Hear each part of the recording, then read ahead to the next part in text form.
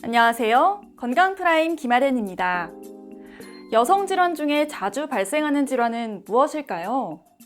요즘같이 습한 날씨에는 세균 활동이 활발해지기 때문에 질염이나 골반염이 발병하기 쉬운데요. 치료 시기를 놓치면 심한 합병증은 물론 불임의 원인까지 될 수 있어 주의해야 합니다. 오늘은 각별한 치료와 예방이 중요한 골반염에 대해 알아보겠습니다. 골반염이란 여성의 골반 내에 있는 상부생식기에 감염과 염증이 생기는 질환입니다. 이는 자궁 내경부로부터 자궁 내막, 난관, 난소, 자궁 근육, 자궁 주위 조직, 자궁 복막의 감염증을 포함합니다. 골반염의 주요 발병 원인에는 임질이나 클라마디아 같은 성병 원인균이 주된 원인으로 알려졌으며 세균성 질염을 일으키는 원인균에 의해서 발생할 수도 있습니다.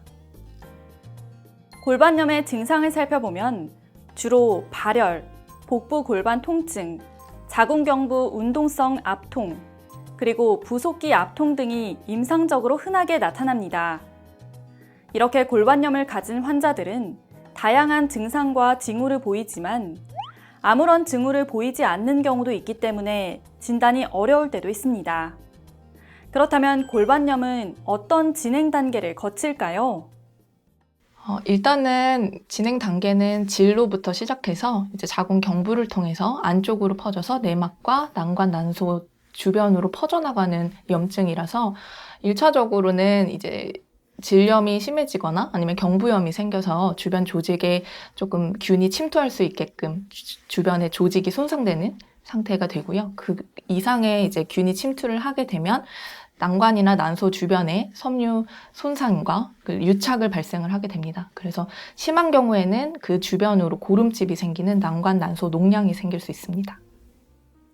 골반염이 오래 지속되면 2차 질환이 나타날 수 있어 미리 병원을 방문하는 게 좋은데요. 초반에는 주로 배가 아프고 열이 나서 병원에 내원하는 경우가 많습니다. 이렇게 임상 증상만으로 의심이 된다면 검사를 해봐야 합니다. 골반염은 초음파 검사, 질 분비물 검사, 혈액 검사 등을 통해 진단할 수 있습니다. 이제 골반염에 관련된 몇 가지 궁금증들을 살펴보겠습니다. 첫째, 골반염이 불임을 유발할 수도 있나요? 그렇습니다. 골반염은 불임과 자궁외 임신을 일으키는 난관 손상을 일으킬 수도 있고 재발과 만성 감염이 흔하기 때문에 치료를 적극적으로 해야 합니다. 급성 골반염이 생겼을 때는 보통 증상이 심해서 응급실로 올 정도의 통증을 호소하는 사람도 많은데요. 재발이 반복되면서 만성 골반통을 초래하게 되면 삶의 질이 많이 저하될 수 있습니다.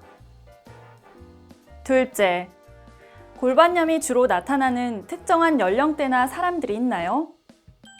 그렇습니다. 먼저 위험인자로 골반염의 과거력이 있거나 단기간에 다수의 파트너와 관계를 맺을 경우 발병 위험이 올라갑니다. 이미 원인균에 감염된 환자의 15%는 생리 직후나 생리가 끝난 이후에 골반염으로 발전할 수 있습니다.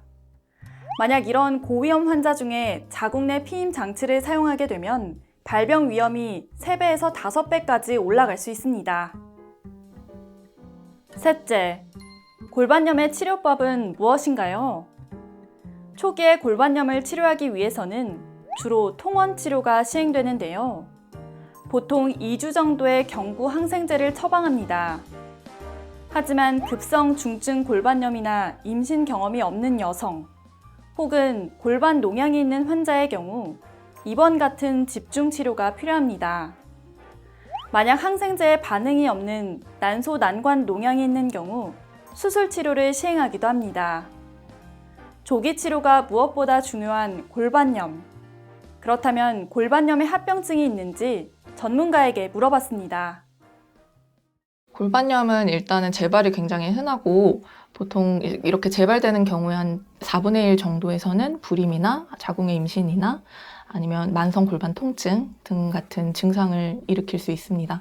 그리고 아주 심해지게 되면은 간 주변에 섬유 유착이 생겨서 우상복부 통증을 일으키는 피치유 컬티스 증후군을 일으킬 수도 있습니다. 만약 증상이 나타난다면 병원을 내원해 적극적으로 치료하는 것이 좋고, 특히 고위험 여성의 경우라면 항상 골반염을 의심해 보는 게 좋습니다. 질염보다는 조금 생소한 골반염, 가볍게 넘기지 말고 미리 정기 검진을 통해 적절히 치료하시기 바랍니다. 지금까지 건강프라임 김아련이었습니다.